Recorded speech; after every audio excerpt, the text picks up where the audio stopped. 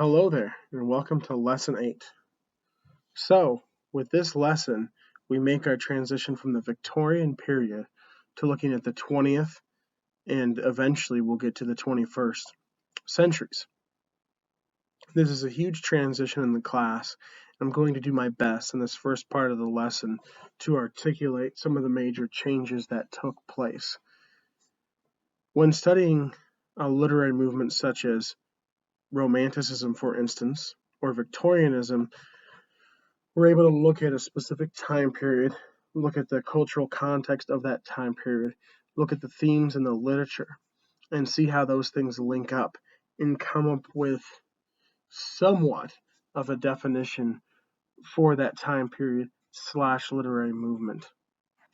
Moving forward in time, looking at the 20th and 21st centuries, by contrast, we have a harder time pinning down a specific definition because you can easily make the argument that numerous literary movements have taken effect since the onset of the 20th century.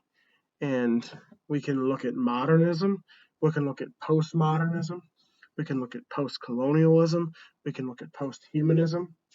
A lot of literary movements that have come about in the last 100 years have the word post in them. We'll talk about the reasoning for that later. But my point is that it's not as easy to pin down as, say, Victorianism or Romanticism. However, while we could easily devote an entire anthology to each of those more recent movements I've just mentioned and spend plenty of time on them, spend a whole class on them, in a survey class like this one, we have to cover, as much time chronologically in a short span as possible and get you familiar with the major authors for when you go on to teach them yourself or write about them. So we're spending just 3 lessons on the 20th and 21st centuries. And like I said, I'm going to do my best to try to articulate the major authors, the major cultural events throughout that 100 plus years to help you as we round out the course. But that's all to say, or that's all said with the disclaimer that we can only do so much in 3 lessons. I'm already asking a lot of you in terms of the reading that we're not going to be able to do justice to the 20th and 21st centuries. That's been true of the Romantic and Victorian periods as well. It's pretty much universally true in a survey class because of the pace at which we move, but it's especially true with the 20th and 21st centuries because so many interesting and exciting things have happened in the last 100 plus years. I'll do my best to cover what I think are the most important ones and to do justice to those and try to point out here and there what we're overlooking, but I wanted you to be very familiar with the situation before we dive into it. On the upside, though, we're living in a still very young 21st century. So a lot of these works and ideas and movements might be more familiar to us than, say, the Romantic or Victorian periods. But without further ado, let's dive in. The author we'll actually be focusing on in this lecture is Thomas Hardy. Usually I would devote a single section of a lecture entirely to the textbook's introduction to a time period, but for this particular one, I'm covering both the introduction to the 20th and 21st centuries as well as Thomas Hardy. Again, because we have such limited time and space to cover 100 plus years of literature, I thought that would be necessary to cover both the introduction and an author. Also, some of the readings in this first lecture, especially the reading by Virginia Woolf, are rather short. So hopefully that will kind of balance it out in terms of the reading volume. But Hardy is the perfect author to study first when studying the transition to the 20th century because he lived, like some of the other authors we've looked at, like Shaw, he lived during both the Victorian and modern periods. But even more so, his writing really characterizes these 2 periods. He wrote novels during the Victorian period, some of them quite popular, but his final novel in 1895, Jude the Obscure, was harshly criticized by critics for what they believed to be its obscene content. And in 1895, at the end of the 19th century, he abandoned novel writing and focused just on poetry in the modern period.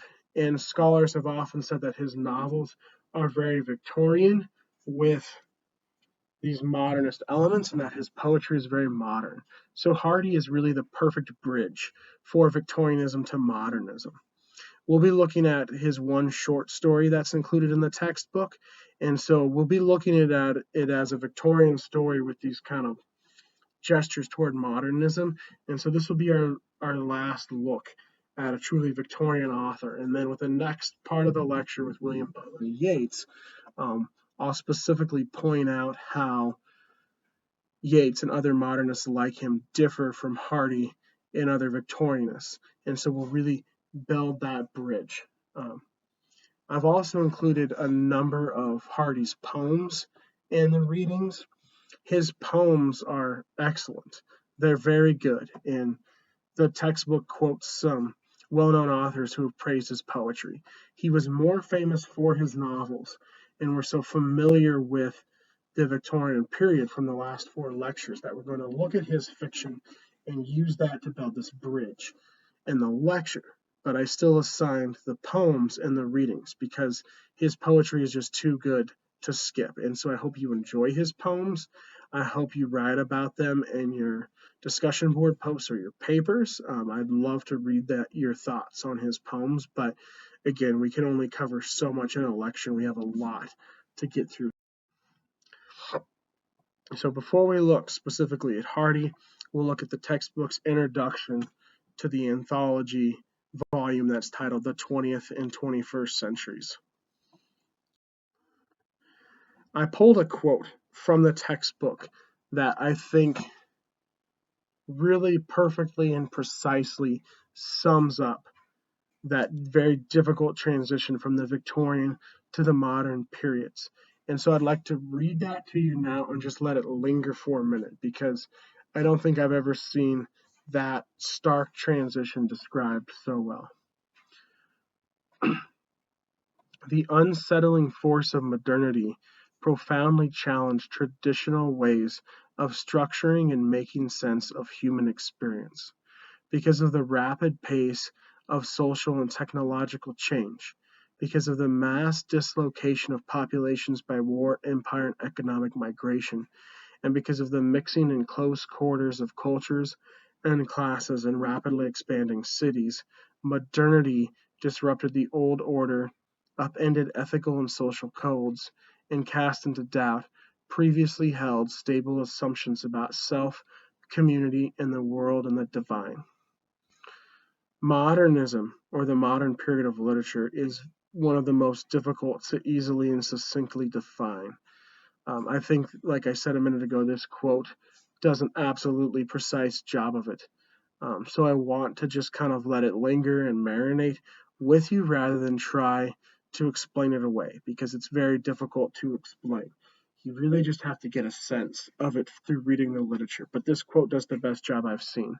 It really was a period like the Victorian period of sweeping change, but one in which the social and technological changes, like the quote says, made things feel very unstable.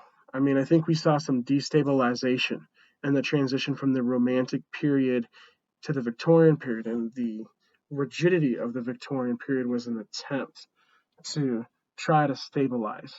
But when we reach the modern period, we have further instability and a difficulty, nay, I say an impossibility to stabilize. And that's the key difference. So, how do the writers grapple with that instability? Start by looking at some of the cultural factors.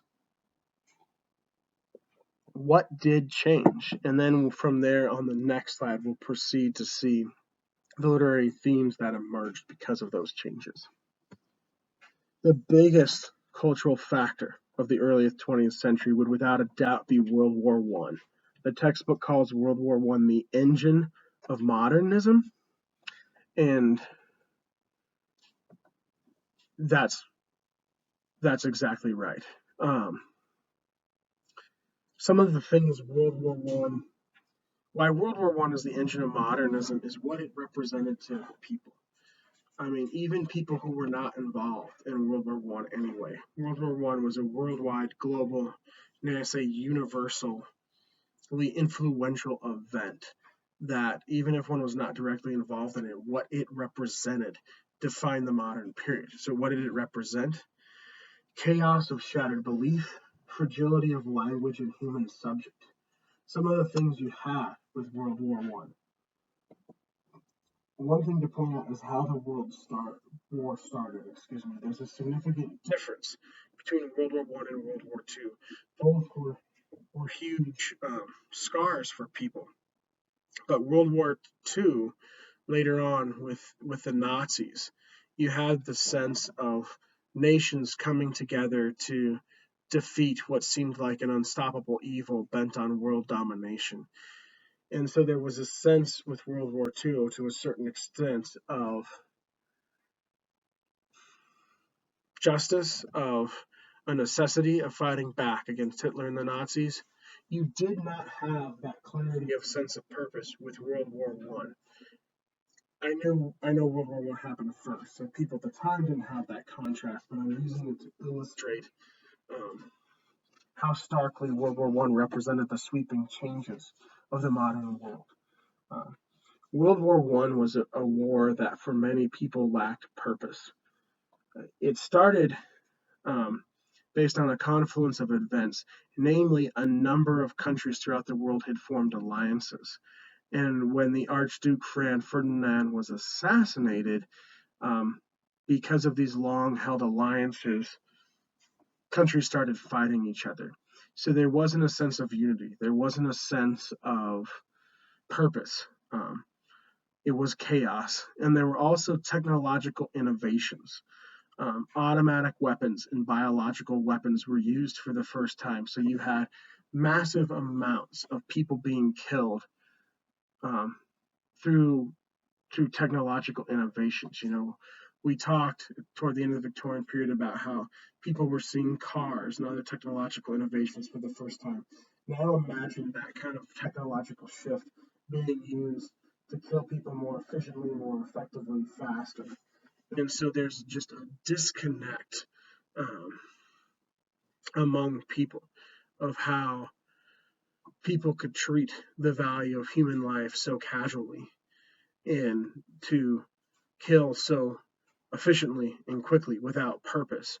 World War One just represents the chaos, the instability, the disconnect of the modern period. What were some of the other significant cultural events? Education, specifically with regard to literacy. We talked about how the Victorian period formed a mass public readership, and that's why the novel became popular, and you had genre fiction for the first time. This increased even more in the modern period to the point where you developed not just genres, but different reading publics, high, middle, and lowbrow. And this became very important because the modernist writers we'll study in this lesson viewed themselves as highbrow writers, and that was an important distinction for them. So there was an intensifying of class distinctions through literacy. Not all of the things that happened were negative, obviously. And so one of the positives is that women gained the right to vote. Women of age 30 and up could vote starting in 1918, and women of age 21 and up could vote in 1928. And so I think what you see with the modern period, and I think this goes all the way back to Sir Walter Scott in his form of realism, romantic realism, when we talked about Scott, was that change is inevitable, and the process of going through change can have catastrophic results on people, but some positive can come from it, and it is inevitable. Irish and British relations were at the heart of the modern period. The fight for Irish independence really ramped up in the early 20th century, and so there were protests, and Britain responded with violence, the most significant response being the Easter 1916 event, where British soldiers put down Irish protesters, and I believe 15 leaders of the movement for Irish freedom were executed. William Butler Yeats memorializes that in one of his poems I assigned. But relations did come to a head in the early 1920s, when in 1922 the crisis was resolved to a certain extent with the establishment of the Irish Free State in Northern Ireland. So the Irish Free State being um, counties in the south of Ireland who um, wanted to be independent from Britain and are independent from Britain. They're part of the United Kingdom, but not part of Britain. So when you hear the term England, that just refers to England.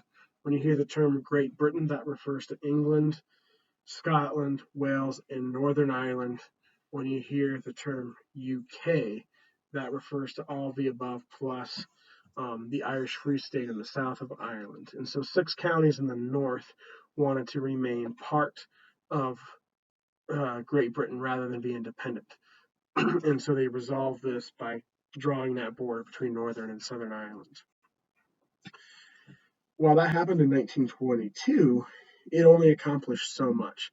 And the desire for Irish independence has always been a strong one. And so tensions remained throughout the 20th century.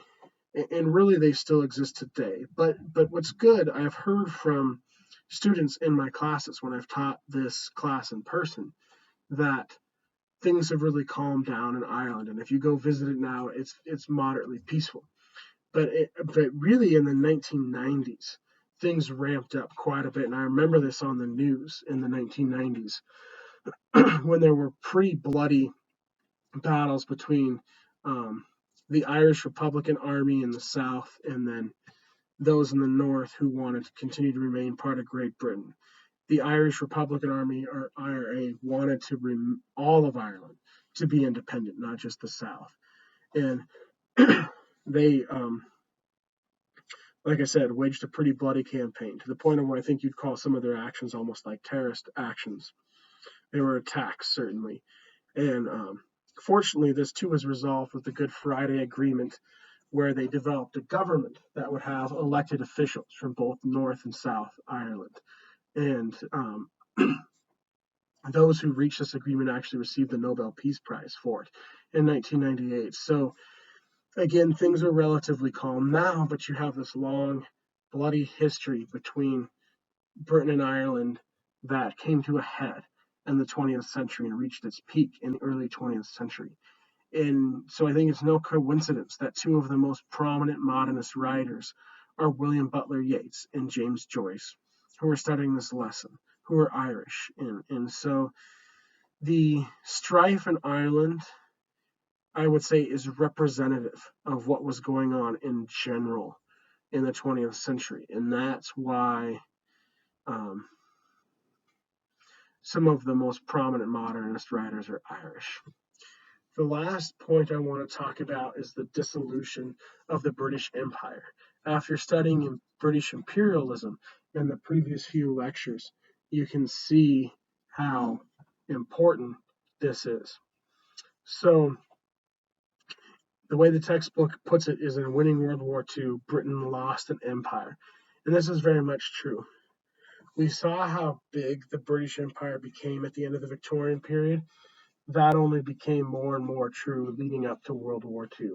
Britain just expanded and expanded and expanded to the point where its empire became too large to manage.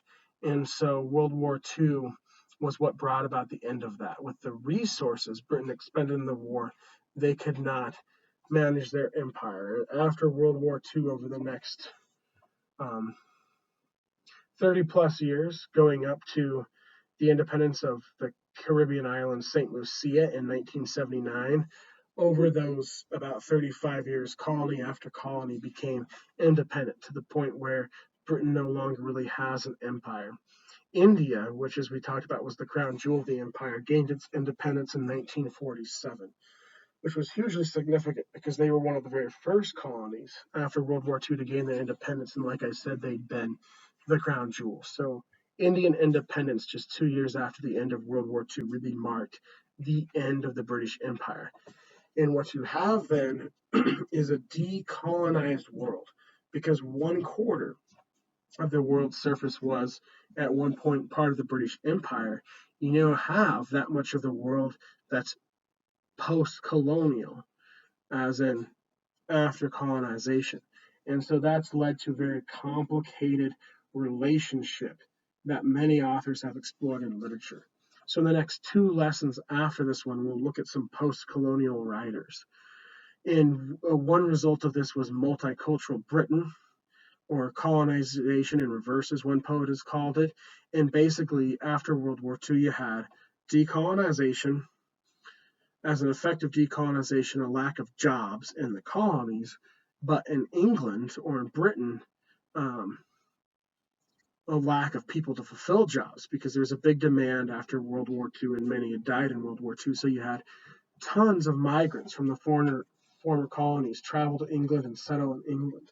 And now England is much more multicultural than it was before the fall of the empire, before World War II. And so this is another really significantly influential cultural factor. And in the last lecture, we'll look at some contemporary writers, such as Zadie Smith, who really depict um, multicultural England. Okay, so these are some of the most significant events that took place throughout the 20th and early 21st centuries and helped shape the time period from the end of Victorianism up to when we're living now. So, what were some of the literary themes that emerged out of this? How did these cultural events affect the literature? Alienation was a really prominent theme. The modern writer felt alienated from society. Society as a whole was very disconnected, is the word I would use, and so this makes sense.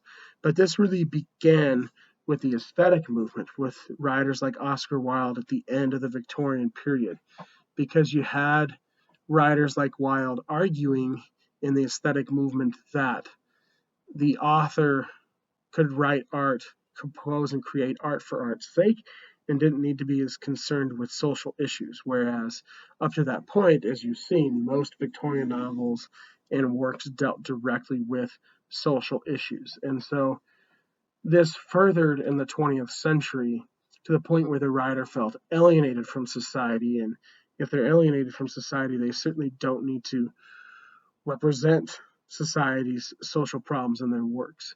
But moreover, I think the point here is that the events of the 20th century created a feeling of disconnect among people.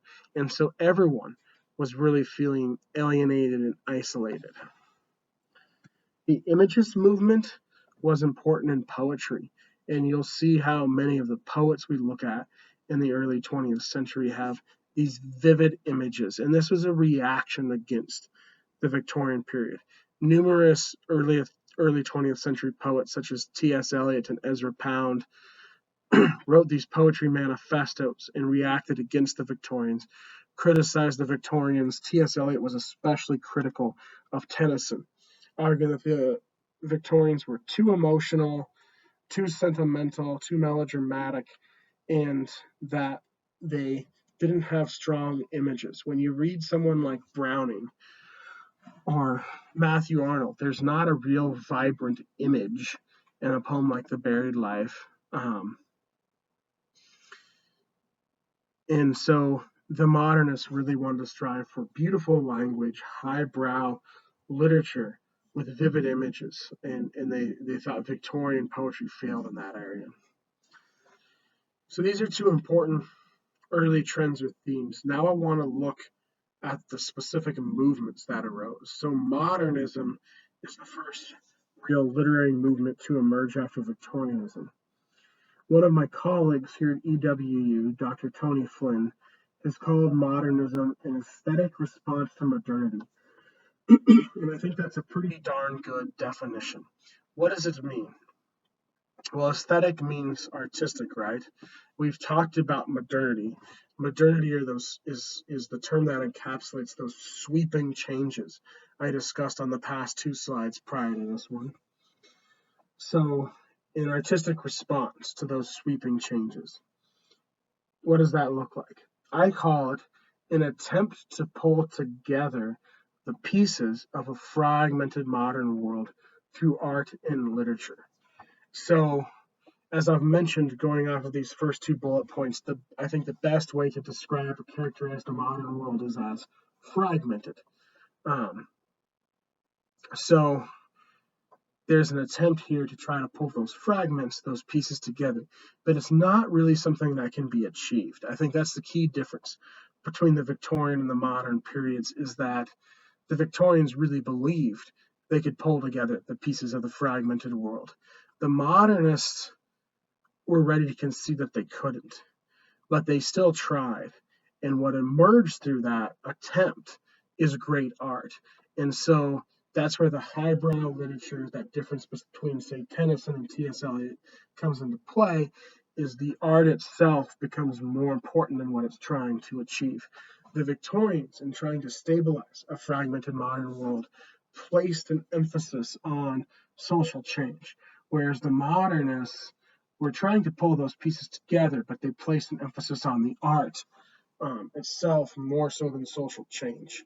And so you have some of the most beautifully written pieces ever composed come out of the modern period, but there's a certain pessimism about them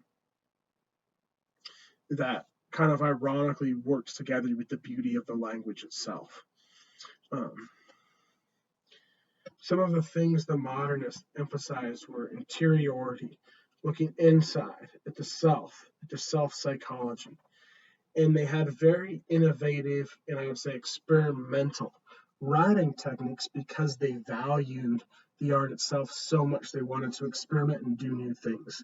And so one of these was stream of consciousness, which we'll talk about more later in the lecture, but that's a way of the author giving you direct access to the character's thoughts. And James Joyce and Virginia Woolf really pioneered this technique. And so you have very experimental novels. Joyce's Ulysses and Finnegan's Wake, Virginia Woolf's The Waves are some of the most experimental novels ever written. Very different from the stark realism of the Victorian period. So modernism was very popular throughout the early to the mid 20th century. The textbook talks about how in the middle of the 20th century, after the initial surge of modernism, there's kind of a return to more stable, more realist types of things in the 40s and the 50s. But then in the 60s and 70s, you have something called postmodernism emerge. And continuing with this example of a fragmented modern world, um, if the Victorians did everything they could to stabilize and pull together the fragmented modern world. And the modernists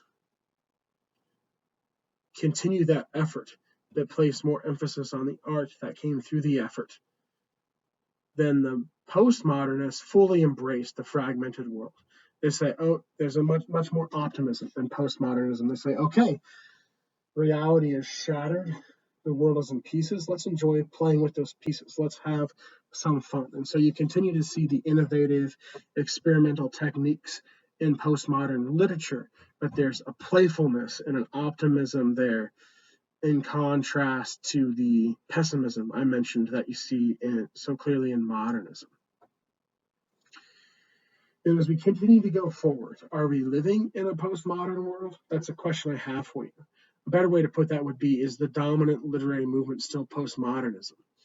We don't have the distance yet from postmodernism that we have from Romanticism or Victorianism or even modernism to say this is a literary movement of the past. We can define it and characterize it in these ways. It's marked by these major authors. Postmodernism, to a certain extent, is still ongoing. But there is a question of if it's reached its end. And so the textbook says by the end of the 20th century, modernism had given way to the striking pluralism of postmodernism, postcolonialism, and I think you could add some other post-isms there, such as posthumanism And what the post means is a moving beyond. So we're moving beyond modernism. We're moving beyond colonialism.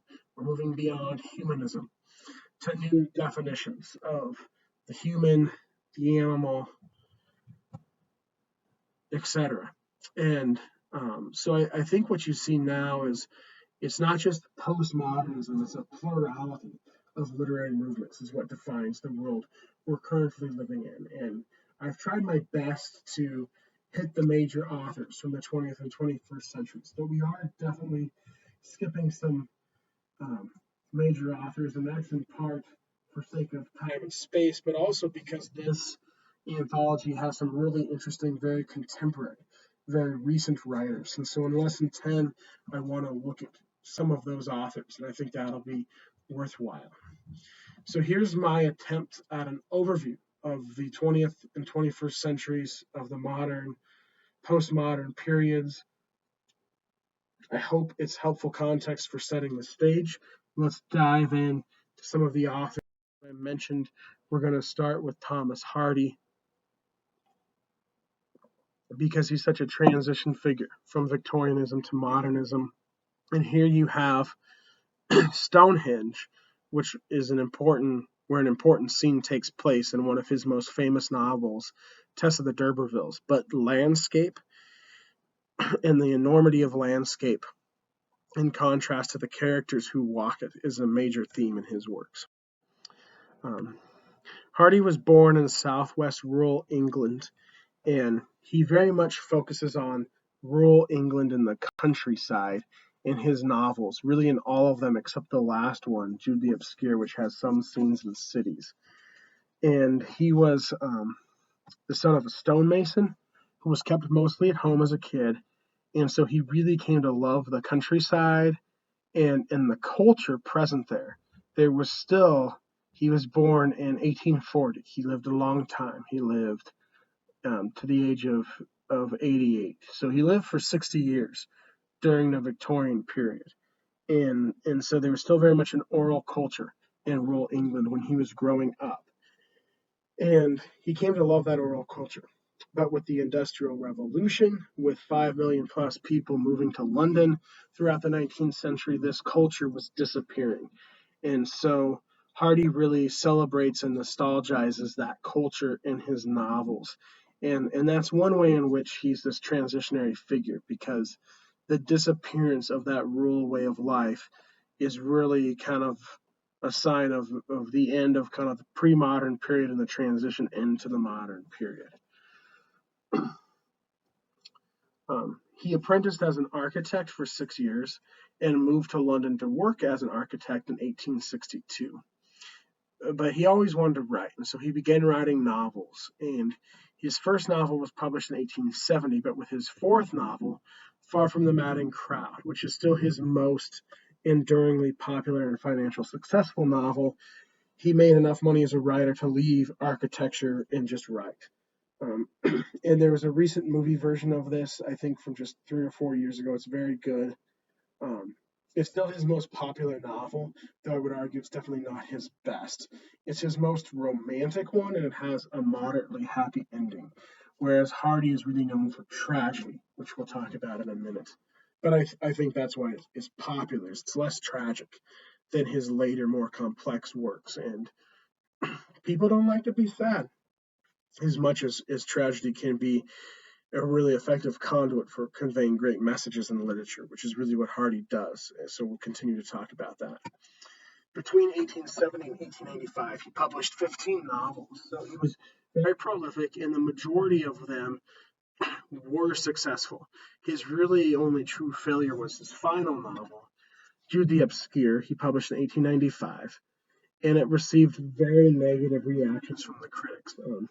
Some of them even called it Jude the Obscene. If you were to read this novel, I've read it several times. I think it's one of the most interesting novels ever written. It probably wouldn't seem that shocking to you at all today. But in 1895, it had things in it. Couples living together out of wedlock, um, that were just to the Victorians. By now you're familiar with the Victorians. Things like that were considered obscene. by the Victorians. So, um, but Hardy was sensitive to this critical reaction, and so he gave up novel writing. And for the last 30 or so years of his life until his death at the age of 88 in 1928, he just wrote poetry. And as I mentioned, his novels are Victorian. They're very Victorian. Their plots are often about marriage, social class, um, but they usually have a tragic ending. We didn't read actually a lot of Victorian novels, but Victorian novels are known for these plots. I talked a little bit about it in one of our lectures, but where there's kind of conflict over tension over who someone will marry. There's often an orphan. That orphan often discovers their true identity is coming from the upper class, and there's a wedding and a happy ending. That's a typical Victorian novel. Now, there's a lot of complexity and nuance within that that makes it an interesting read and an interesting study, but that's the typical plot structure. Hardy's novels have a very similar structure, but they're usually a little bit shorter. They're usually around 400 or 500 pages, whereas most Victorian novels are around 800 or 900 pages. And they also typically end with a tragic ending rather than a happy ending. So those two differences, but coupled with the similarities, present him as this kind of Victorian slash modern novelist. And then Jude the Obscure, despite its very realism and its very Victorian type of plot structure dealing with these relationships and these marriages, its content was very modern. And so after the reaction to Jude the Obscure, he launches himself fully into poetry, and his poetry, very modern in some ways. And so he's this transition figure.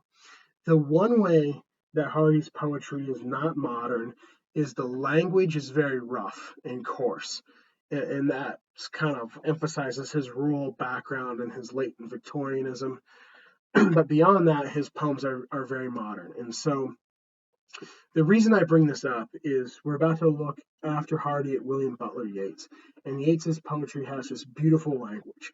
But we've talked about how poets like Robert Browning and Gerard Manley Hopkins and now Thomas Hardy, some of my personal favorites, have this coarser kind of rough language and not just this beautiful language because they were more devoted to an idea. For instance, with Browning, the dramatic monologue, or Hopkins, the end stress, or in Hardy's case, whatever his theme was, they were devoted to conveying that idea more so than emphasizing the language or the beauty of the poetry. And so sometimes they have this kind of rough, not pretty language, but a really interesting idea. I myself, as a reader, love the ideas, and so I'm very into those poets. They're some of my favorite poets. But that was the exact type of thing poets like T.S. Eliot reacted against. And that's why modern poetry is so often marked by this just beautiful language. So, like I said, we're going to look at one of Hardy's stories in just a minute. But when you read his poetry, look at the language and see how it compares to the language in someone like Yeats, who I think has just beautiful language. Because, like I said, the modernist place such an emphasis on the art itself. So that's one way in which Hardy's poetry is not modern and more Victorian. But beyond that one um, aspect, his poetry is very modern. And so what we'll see as we look at this short story is how there's a departure. How, in many respects, this short story on the Western Circuit is very Victorian with its plot, but with its ending is leaning toward modernism. So what are some of the things we'll look at as we do a close reading of the story? A constant theme all throughout Hardy is that characters are at the mercy of elements beyond their control. Hardy suffered a crisis in faith. He at one point considered going into the priesthood. Um, but unlike other Victorians, he was never really able to reconcile his crisis in faith. He really, really struggled with his loss of religion. He was not, I would say, religious by temperament, but his lack of faith really troubled him. And so he often depicts characters as suffering a terrible fate, suffering that things beyond their control. And so the lack of a world, what he saw as a lack of a world governed by a divine and sovereign God was a tragedy to him, and that was how he understood the pain of the world. He did not believe God would oversee a world full of pain and suffering, but he couldn't explain away or justify the pain and suffering of the world. And so he often depicts characters who are at the mercy of fate. Um, Sometimes their emotions and sexual impulses drive them and lead them down a path that leads to destruction, often because those emotional or sexual connections they feel are um, transgressive in terms of social class. Someone from the lower class falling in love or in lust with someone from the upper class doesn't work out in Victorian society. Same with social mores. Really, Jude the Obscure's last novel is about a protagonist gets kind of duped into marriage by a woman and then meets another woman who is his intellectual equal and wants to have a relationship with her. And there's not a class issue there, but there's an issue of he's already married, and they end up living together, even though and having children, even though he's married to this other woman. And so, um, social class, social codes or regulations, sexuality, emotion. These are the things that set Hardy's characters down a path that ultimately leads to their destruction or their tragedy. And these are things that Hardy sees as beyond their control. There's also a sense of God is non-existent or God doesn't care about these things. And then Hardy often uses, as I mentioned with the Stonehenge image, the landscape or the harshness, the darkness of the power of nature as a way to further emphasize the lack of control people have. There'll be a character whose entire crop of corn or entire collection of sheep on his farm get wiped out and lead him into, you know, economic depression. The farmer in Far From the Madding Crowd, the main character, the protagonist, loses all of his sheep, and that ends up becoming a catalyst for the plot of that novel. They can achieve dignity, however, through endurance, heroism, or strength of character. So Hardy's characters are ones who just suffer. They just endure tragedy after tragedy, and he sees something dignifying in that. That's the redemption, if any, they receive. And so I have been a fan of Thomas Hardy since I first became a literature major. I read a work by Thomas Hardy in a class very similar to this one at EWU, and that's what spurred me to go on to grad school and to write things like theses and dissertations. And I've written on Hardy in both my master's thesis and my doctoral dissertation. But one thing I often get from people when I tell them I like Thomas Hardy is, why do you love to read that depressing stuff? It is depressing. And I come back to Matthew Arnold. When I shared with you earlier Matthew Arnold's philosophy of poetry, um, he talked about suffering finding vent in action and the continual state of mental stress not being prolonged. And so for me, there's good tragedy and there's tragedy just for the sake of tragedy. And that's what I respond to people with. And so you don't want purposeless tragedy. You want um, tragedy with a purpose. So no suffering just for the sake of suffering. And so I think Hardy's tragedies have a great purpose. What is there? What is the great purpose of Hardy's tragedies? That's what we'll see as we do the close reading. But one thing I'll mention is catharsis. One of the very first papers I wrote on Hardy, I used the argument that catharsis, which is a Greek term for the purgation of emotions, um, that his works, while tragic, have great catharsis in the endings, and that's what makes a tragedy redeemable. And so, this is a term from Greek drama, first used by Aristotle to talk about how the Greek plays with their tragic endings would have the drama, the intensity of the drama would lead to this built up emotion in both the character and the audience, and that the outcome of the plays, while tragic, would cause the release of those emotions, and that's what makes them worthwhile. And other scholars have argued that Shakespeare does this too. I argue that Hardy does it as well. Last point here, and then we'll do the close reading, is that just a quote from Arnold, that tragic works still have value, because Arnold was the optimist. He was the one that wanted poetry to be joyful. Yet many of his poems seem kind of depressing. He argued that tragic works are still of value if the suffering finds vent in action and the continual state of mental distress is not prolonged. So my question as we dive into the close reading is, do Hardy's works do this? Is Arnold's theory of tragedy one we can apply to Hardy's works to justify the studying of their tragedy? Take a look at some of the passages. So if you've read on the Western Circuit before this lecture, you know the plot. I'm not going to go over the plot, but it's very clearly this piece with kind of a common plot with mistaken identity, um, where you have a woman writing letters to a man pretending to be another woman initially to help out her friend, but then getting kind of consumed by doing that. And that's the driving force. And so this first quote I want to look at is one where Ray, the protagonist, really falls in love with the woman, but he's envisioning a different woman than the one who's writing him letters. The letter moved Ray considerably when it reached him. The intelligence itself had affected him less than her unexpected manner of treating him in relation to it. The absence of any word of reproach, the devotion to his interest, the self-sacrifice apparent in every line, all made up a nobility of character that he had never dreamt of finding in womankind. So this is a turning point in this story.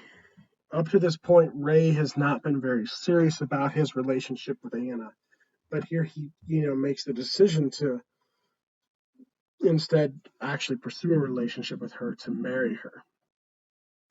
But it's because of this letter. So the reason he decides he's in love with this woman and can marry her is because of someone else's worth. So that's the cruel, tragic irony of Hardy's story. This is from a collection of short stories by Hardy called Life's Little Ironies. And so Hardy frequently used irony to show the cruelty, the tragedy of an unforgiving world. The difference is he's now attracted to her character, not just her physical attributes. So up to this point, it had been a very physical, sexual relationship. Now he's attracted to her character. And this is an important point. A theme that comes up a lot in Hardy's works, especially his later ones, is the difference between sexual and then emotional or intellectual attraction. The tension in his final novel, Jude the Obscure, is the protagonist is married to a woman he's very attracted to. Their relationship had been primarily physical before that, but he falls in love with a woman who he's intellectually and emotionally connected to. And that's why he breaks the boundaries of marriage in that novel. So, like I just said, Ray now believes they have a mental and emotional connection rather than a purely physical one. However, because it's through a letter, the connection, the mental and emotional connection, is actually with Edith, not Anna, even though he believes otherwise. That's the irony. Finally, I want to make the point here that I think this is Hardy doing a feminist critique of Victorian values, because this woman is basically giving herself entirely over to him, willing to make no imposition on him whatsoever, provide no inconvenience. And that's what he likes so much in this letter. Whereas Anna, when Ray is kind of ignoring her, not being serious with her, wants to protest, and Edith instead writes this letter. And so we've talked about the problems with the ideal Victorian woman, and Edith, in writing this letter, basically presents Anna as the ideal Victorian woman. And so Ray is not a protagonist here we're supposed to think of as a great guy. And so I think this is Hardy critiquing the unrealistic, idealistic standards for Victorian womanhood. Moving on, we have the wedding. And this, to me, is where the really great passages from the story come from. Because after the wedding, he asks Anna to write a letter to a relative before they've left the chapel. And so Edith is still there. And Anna confesses to him the truth. And he immediately puts together that Edith is the one who's been writing the letters. And so he confronts her. And I think their interaction there is so telling. This is what he says. Edith, in response, when he asks why she did it, says, I began doing it in kindness to her. How could I do otherwise than try to save such a simple girl from misery? But I admit that I continued it for pleasure to myself. So what's important here is that Edith feels the mental and emotional connection to Ray, just as he does to her. They've basically fallen in love through writing letters to each other. And that continues to be a critique of Victorian values. The Victorians really valued disinterest over self-interest and sacrificing oneself for another. And so, when doing this initially, Edith has a very disinterested motive. But then she falls in love with Ray and keeps doing it and really enjoying it and doing it to the point where it probably actually makes the situation worse because it deepens their connection. And so at that point, she's doing this out of self-interest, which is very un-Victorian, but I would argue perhaps, like I said earlier, feminist. Um, also, the word simple here is very important, which we'll see as we go on. They continually call Anna simple, and this comes back to characters being reconciled to their fates and having tragic outcomes as they're reconciled to their fates. Anna is to put it directly, just too simple. She doesn't have she's not capable of the um, emotional, intellectual connection that Ray and Edith share. And because of Hardy's beliefs about fate, she's basically reconciled to this. Um, and here's Ray's comment on his relationship to Edith. Plainly more, it is no use blinking that. Legally, I have married her. God help us both. In soul of in spirit, I have married you and no other woman in the world. So this is important because he's preferencing the mental and emotional connection over the physical or the sexual one. Like I said, this is a consistent theme in Hardy's later works. And so um, for Hardy, characters are very much governed by their emotions, their sexual desires, but um, the mental or the intellectual is just as important, more important rather, than the physical. And so I think this is an important insight to Hardy's beliefs. Um, then we have this passage here um, that shows Anna's reaction to Ray kisses Edith. Anna doesn't know that, but that's kind of the end of it. And then he goes out and he's reconciled himself to the fate. He's married to Anna. It's Victorian society. He can't divorce her. And so when he goes out and shows to her, displays to her they'll still be married, this is Anna's reaction.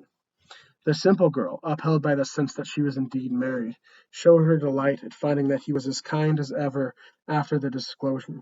She did not know that before his eyes he beheld as it were a galley in which he, the fastidious urban, was chained to work for the remainder of his life, with her, the unlettered peasant, chained to his side. So this is a really thorough critique of Victorian society on Hardy's part. Um, he's critiquing a number of barriers: social class, education, location. Um, at the end of the story, we have three characters who are consigned to live out the rest of their lives in misery, and the barriers of Victorian society are what preventing them from being happy. Ray and Anna can't get a divorce. That's a barrier of Victorian society. Um, Ray is from a bit of a higher class than Anna, so he'll continue to be disappointed. He doesn't see her as his emotional or intellectual equal like he does Edith. There's also a country and city divide here. As I mentioned, he calls her an unlettered peasant, and so Anna comes from this class that's disappearing, this rural class that's disappearing, whereas Ray is from the more modern, urban class of individuals. So all of these barriers impede their happiness, and so Hardy's critiquing the rigidity of Victorian society. Finally, we have the catharsis. Edith traveled back to Manchester that day with a face that showed the very stupor of grief, her lips still tingling from the desperate pressure of his kiss. The end of her impassioned dream had come true. When at dusk she reached the Malchester station, her husband was there to meet her, but of his perfunctoriness and her preoccupation they did not see each other, and she went out of the station alone. This is such a classic ending to a Hardy novel. She's in love with this other man, and her husband just doesn't really care about her, so they completely miss each other when he's supposed to meet her at the train station. But the kiss between Ray and Edith is the moment of catharsis, the purging of emotions. Um, as you see there, the phrase, the end of her impassioned dream had come. So she's been fantasizing about perhaps having a relationship with Ray as she wrote these letters at Anna's place. She knows now that that's over. The letter writing is over. She's not going to have the relationship with him, but they did have this one passionate moment where some of those feelings were purged or exercised. And so the catharsis comes in the form of this kiss. Some of the feelings and emotions are purged, like I said, but not all of them. They're still lingering here, right? She's still preoccupied. So that's what we need to talk about to finish our analysis of the story. Coming back to Arnold's theory, does the story match it, and does that justify its tragedy? It does find vent in action. The action is the kiss, and the suffering they've both experienced finds some vent in it. But they're continuing on in a prolonged state of mental distress. Arnold was opposed to that, and whereas Hardy here is depicting three characters who are reconciled to living out the remainders of their lives in grief. The title of this short story collection, Life's Little Ironies, really reinforces this tragedy, right? The entire situation is ironic. So if the suffering continues, if the kiss only temporarily purges only some of the emotions, is what makes it purposeful tragedy? Again, back to that question people always ask me, why read this depressing stuff? Well, for one, it enables Hardy to provide a thorough critique of Victorian society. If everything just ended happily with the narrative threads tied up in a neat bow, then you wouldn't have the thorough critique I just discussed of Victorian society. And Victorian society was very problematic for many reasons, and one of Hardy's goals was to critique that. So, mission accomplished. It also enables Hardy to depict what for him defined the human condition, suffering at the hands of a fate greater and more powerful than human action. So this is where we really see the modernism of Hardy, this pessimism. As I talked about, the modernists have beautiful language, but they are using that language as an answer to the suffering of the world that can't really be changed. And so Hardy, like the modernists, um, sees the inability to affect change, and he wants to portray that in his writing. Um, the difference is the writing isn't as beautiful, so he's kind of caught between the Victorianism and the modernism here, and that's why I think the scope and the power of his tragedy is often overlooked or misunderstood. Um, Finally, by carrying on and living out their lives, they're doing their Victorian duty, which, again, Hardy's critiquing that, but they have dignity. They're soldiering on. Um, they're not giving up. They're reconciled to their fate, but they're living out their lives. So we suffer with them. We're privy to their inner turmoil, which is another modernist thing. That's interiority, going inside the character's mind, seeing their suffering. This evokes empathy in us. Hardy was one of the most empathetic writers of all time. His stories are filled with suffering. And when characters know and understand the suffering of other characters, it's incredibly sad, but ultimately, I think that's Hardy's goal. He wants us to suffer the way the characters do. And I think that's part of how he critiques Victorian society. He wants us to feel empathy for those who suffer in Victorian society, and so he gives us tragedy to achieve that. And so I think that's his goal. I think that's a worthwhile one. And I think that's what he has to offer to us of value as a writer. So from here, we'll transition on and look at some of the other, clearly more modernist writers who are writing in the 20th century. Yeats and Joyce and Woolf.